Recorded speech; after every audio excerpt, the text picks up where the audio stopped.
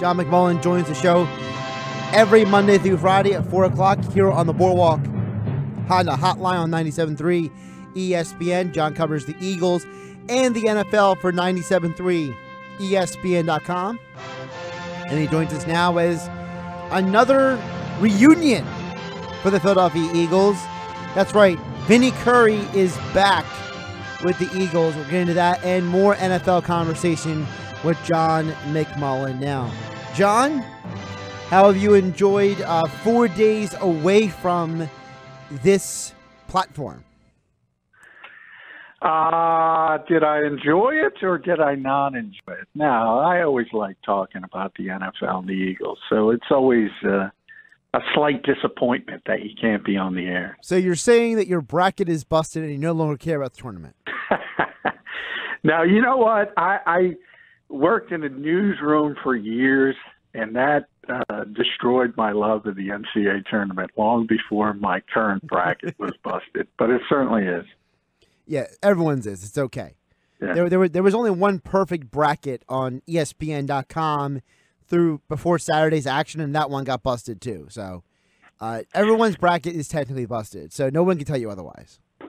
Yeah, well, I mean, it's impossible to pick every game, obviously, but you know, there's certain teams that are going to be there, and they're there. By Naturally, the way. I think I mentioned them last week. Yes, you did. John, first of all, we got to touch on what happened locally. So, Vinny Curry returns to the Eagles. You know, there's a lot of chatter, and you know, I've heard from various people, people who know Vinny, people who know the Bucs. That look, it didn't go the way he wanted down there in Tampa, and he's very, very happy apparently to be back with the Eagles. Yeah, he is. Remember, Vinny's a Jersey guy. He grew up an Eagles fan. So I don't think he ever wanted to leave coming off the Super Bowl championship, but his number at the time was $11 million, his cap number. It just wasn't going to work out. The Eagles tried to renegotiate and bring him back at a more sensible price. And remember, they also wanted to – he was a starter when he was here in 2017. They wanted to scale him back and give Derek Barnett more playing time. As a first-round pick, ready to go in his second season. So there are a lot of things that played into it, and he got a good deal in Tampa, but suffered through sort of an injury-plagued season, had a high ankle sprain for a long time, and then you factor in the Bucs changed. I mean, they made a coaching change, brought in Bruce Arians, who brought back Todd Bowles as his coordinator, and that meant a move from 4-3 to a 3-4, right?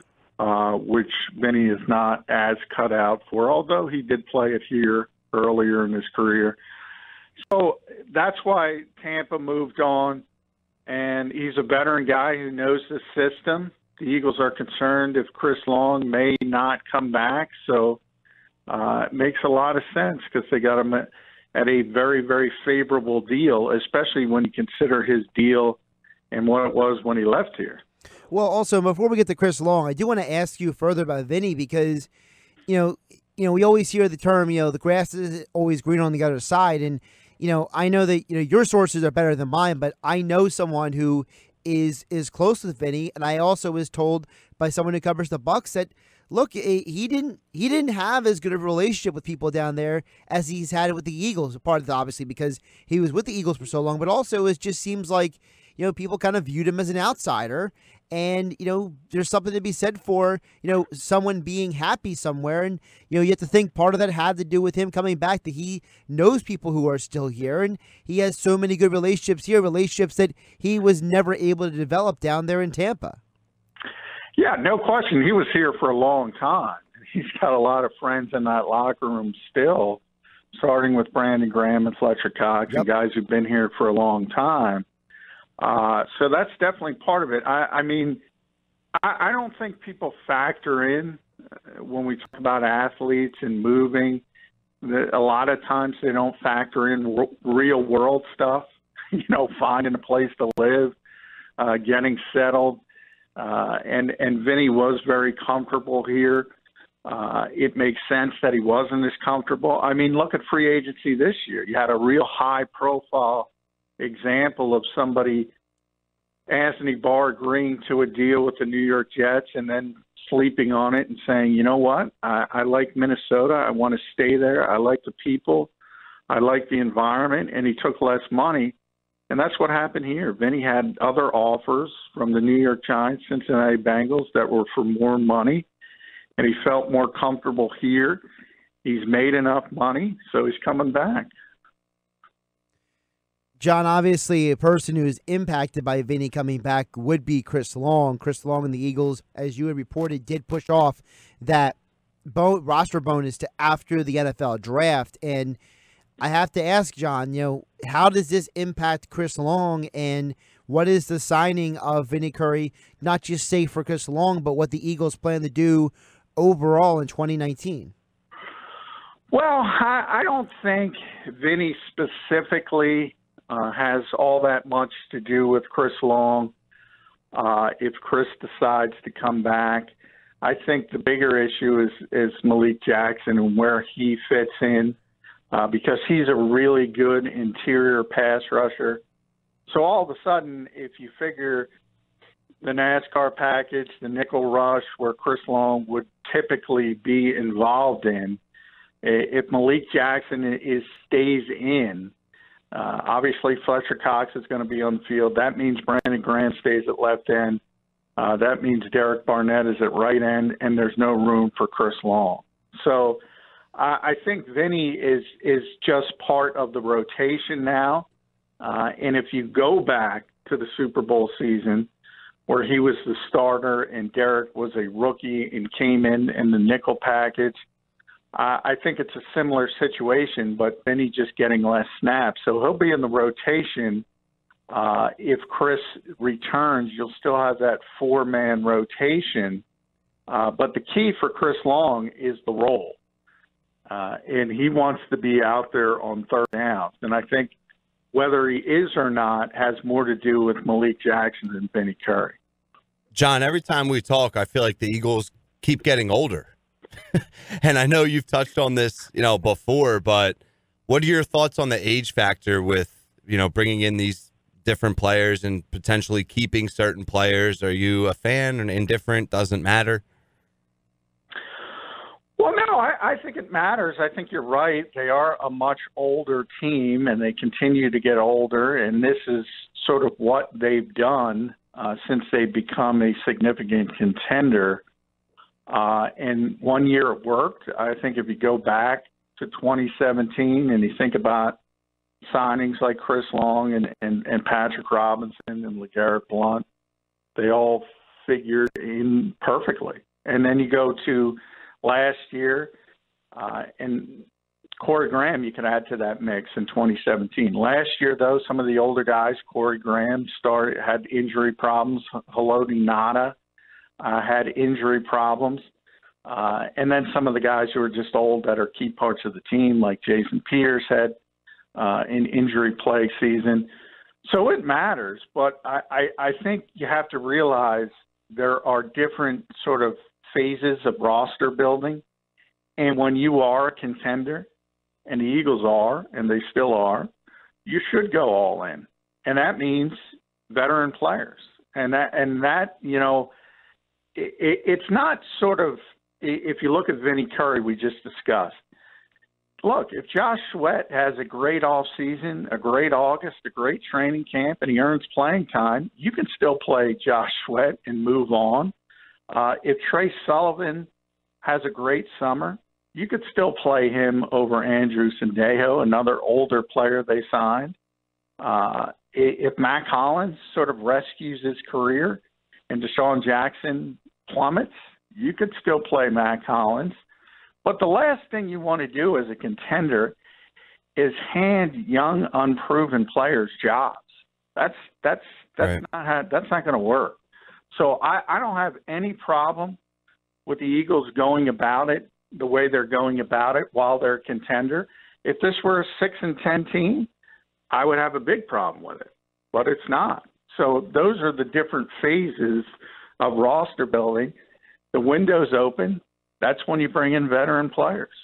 Yeah, absolutely. Now, they've been active. There hasn't been really any huge splashes. I mean, Djax is obviously a somewhat surprising, decently sized splash, but the focus is still always going to be, until it's solidified, the running back. Now, it's been a while since we talked recently. What are they going to do? When are we going to see a move, an announcement that they signed someone? Is it going to be the draft? Is it going to be free agency? Anything changed regarding the running back position? Well, I don't think anything changes except for the fact that they're going to add. It's just a matter of when. I think if you go back, I just mentioned LeGarrette Blount a little while ago. They signed him in May, I believe, before the 2017 season. So there's still plenty of time. There's still plenty of time out there. There's the NFL meetings are going on this week in Phoenix. There's guys on the trade market, Jordan Howard, Duke Johnson.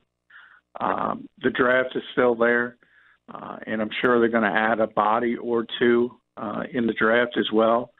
And then Jay Ajayi is still in the equation. Les Bowen caught up with Drew Rosenhaus's agent today, and he had a meeting with the Colts. Nothing is imminent there. And Drew also said he's still talking to the Eagles as well. So part of that is the fact that Jay is still rehabbing from the ACL. He's not going to be ready anyway in the off season, so there's no hurry. His goal is week 1, and he's a possibility. So you're going to have additions at the running back position. I think everybody gets impatient, understandably so. Tevin Coleman was a big name. Eagles were interested, didn't get him. But again, they're not losing out on Walter Payton. It looks like another year of running back by committee, and that's not necessarily the greatest thing in the world, but they've already proven they could win at the highest level using that method. John McMullen joining us on the Boardwalk Honda Hotline on 97.3 ESPN. Follow him on Twitter for all your Eagles NFL news at JF McMullen. Of course, the big news over the weekend, John, was Rob Gronkowski retires. He's done. He's had enough injuries from football to last a lifetime, for sure. But with him gone, who is the best tight end in the NFL? Is it the Eagles' Zach Ertz, or is it the Chiefs' Travis Kelce? Well, I love Zach as a player. I don't think he's Travis Kelce. I do think Gronk. And by the way, I put an asterisk on that. I expect to see Rob Gronkowski back. I so agree, really John. Good. I so agree. Part of it is, let's be honest, players of that caliber, they don't need this off-season nonsense. They don't need OTAs. There's a lot. He's had a lot of injuries, as you mentioned, Josh, but part of it is the grind, and you tend to say, I don't want to go through this again. But as the season approaches, we see it time and time again, then the competitive juices kick in. I think he's coming back. I don't know if it's this year. He might take a year off. He's only 29 years old. Ultimately, I do think you will see him back at some point. Maybe it's even in season. But as far as, Zach is one of the best receiving tight ends in football. He has been for a while now. Not quite as explosive as Travis Kelce, though. And you would probably have to say he's a little bit better, but you could do a heck of a lot worse than Zach Ertz. John, when you look at Rob Gronkowski's career, obviously the guy's going to the Hall of Fame one day, whether he plays ever again or not. But I think the interesting thing that people overlook about him is, for all the gaudy stats that everyone's putting out there, the 79 touchdowns and all that stuff, the fact that Gronk in some ways was a throwback because he was an actual blocking tight end as well. And you could argue that he was almost as valuable as a blocker as he was as a receiver. I think, because of today's league, because of, what Tony Gonzalez was and what Jason Witten was and what Ertz and Kelce are now, that, Gronk, sometimes it was overlooked the fact that his value to the Patriots was more than just as a receiver. Oh, no question. And that's why I tweeted today, there's no question this is the best tight end of the modern era. And other people sort of got upset and start bringing up Tony Gonzalez and Antonio Gates. And Hey, they're great players, but they're receivers. They're glorified slot receivers. This guy was an old school Y back, inline tight end, and could beat you down the seam like one of those guys. And they just don't exist anymore. And if you're looking for, like, who's the next guy like that, I don't know if you're going to see a next guy like that because he's so unique. And players aren't asked to do what he was asked to do. And all you have to do is look at the Patriots at the end of this season when they kind of morphed, as they always do, and started taking advantage of the running game. And part of that ability is having a tight end that can block. And there aren't a lot of guys. If you look at all the names you mentioned, Kelsey, Ertz, Gonzalez, Gates, the weakness in their game is they're not blockers. Jason Witten was more of a two-way tight end as well, but not as good as Gronk, not as dominant. He's one of the all-time greats at his position. I don't like comparing eras because the game has changed so much, but he's sort of like Bill Belichick at the tight end position. He's number one, and number two is not all that close. John, we know the Patriots, they're famous for just plug and play. But, we know that they've won without Gronk. They've won with Gronk. How do you think the Patriots go about filling that void now? Do you think that they look at it through the draft? Do they try to sign a couple of, for lack of a better term, underwhelming free agents? How do you think that they go about it? Well, they're not going to be able to replace Rob Gronkowski with a tight end similar, as I just explained. They just don't come around. But they'll go about winning football games in a different method. I think if you look at how many different ways they've won over the years, and really in season, they morph from week to week. And they continue to be the only team in the NFL. I always say this, when you talk about any team besides the Patriots, they all have a system, an offensive and defensive system, and they play that way week in and week out. The Patriots don't. They look at the opponent, and they will take advantage of the weakness of the opponent.